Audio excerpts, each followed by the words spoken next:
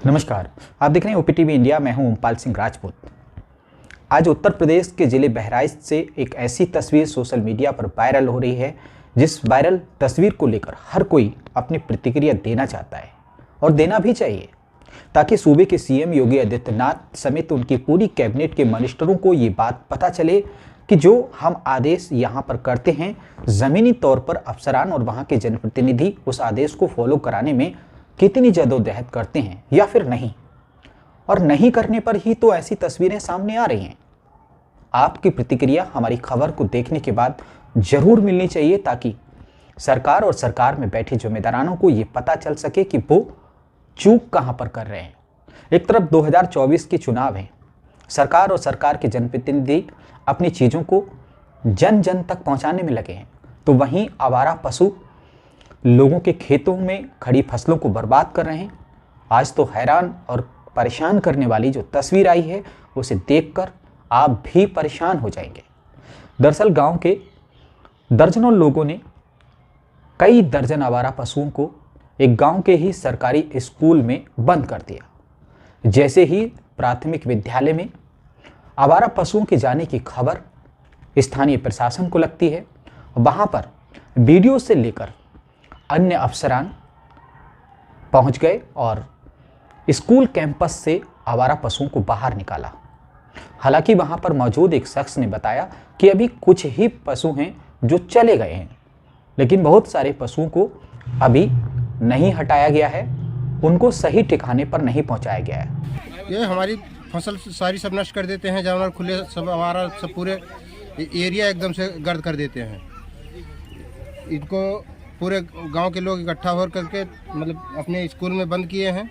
कुछ कर्मचारी लोग आकर के कुछ बाहर भिजवाना चाहते हैं, लेकिन कुछ गई हैं, लेकिन अभी सारी गए नहीं पहुंची हैं। कहाँ का मामला है? ये निबिया बेगमपुर।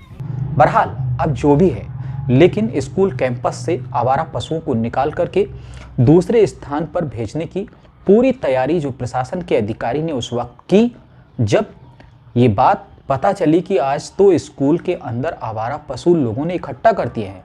मैसेज किया जाएगा, लोग क्या कहेंगे, सरकार तक बात पहुंचेगी। लेकिन सवाल ये है कि अगर इन सब चीज़ों को ध्यान में रखते हुए जनप्रतिनिधि और अफसरान अगर इन्हीं सब चीज़ों को लेकर, आवारा पशुओं को लेकर जो नीतियां बनाई हैं, उसे ज़मीन पर उतार लेते, क्योंकि कागज़ पर तो सारी फॉर्मेलिटी हो ही रही है। कागज़ पर अगर देखा जाए तो एक एक दिन में अधिकारी तमाम रिपोर्ट्स तैयार करके शासन को भेजते हैं, शासन को बताते हैं कि आज हमने इतने पशुओं को इस जगह पर छोड़ा है, इतने पशुओं को इस पशुगाह में रखा है, इतने पशु स्वस्थ हैं, इतने की बीमारी का इलाज चल रहा है। लेकिन ज़मीन पर जब जो किसान हैं वो आवारा पशुओं से परेशान होकर ऐसे हथकंडे अपनाता है कि उन्हें शिक्षण संस्थान के अंदर आवारा पशुओं को इकट्ठा करना पड़ रहा है, वो भी इस बात के लिए कि ताकि सरकार और सरकार में बैठे जिम्मेदारानों को ये दर्द का एहसास हो कि आखिर हमारे साथ प्रशासन और जो जनप्रतिनिधि हैं वो कर क्या रहे हैं। बहरहाल आज तो जो गांव के लोगों ने किया, उन्हीं सब चीज़ों को लेकर प्रशासन में हड़कंप मच गया। तो आपने देखा किस तरह से आवारा पशुओं से लोग परेशान होकर आवारा पशुओं को एक शिक्षण संस्थान में बंद कर देते हैं, और फिर उसके बाद जो सूचना मिलती है प्रशासन में हड़कंप मच जाता है और आनन फानन में शिक्षण संस्थान से सभी आवारा पशुओं को हटाकर दूसरे स्थान पर पहुंचा दिया जाता है।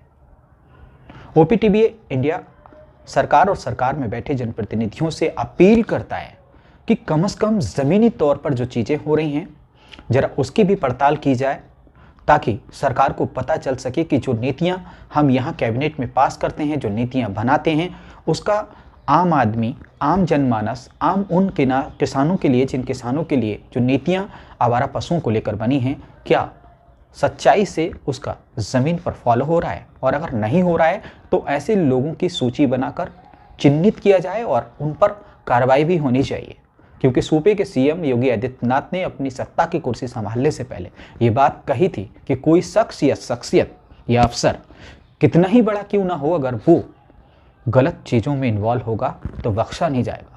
तो ऐसी चीज़ें इन पर भी लागू होती हैं कि जो जनप्रतिनिधि हैं, जो अफसरान हैं, जिनकी जिम्मेदारी हैं आवारा पशुओं को लेकर, वो क्यों गंभीरता से नहीं ले रहे हैं। शायद अगर गंभीरता से लेते तो आज बहराइच जिले के किसानों को आवारा पशुओं को शिक्षण संस्थान में इकट्ठा करने की शायद कोई ज़रूरत नहीं पड़ती। ओपीटीवी इंडिया पर खबरों का सिलसिला लगातार जारी है। अगर अभी तक आपने हमारे चैनल को सब्सक्राइब नहीं किया है तो अब अभी कर लीजिए, और क्या है हमारी खबरों को लेकर आपकी राय कमेंट्स बॉक्स में लिखना कभी ना भूलें। नमस्कार।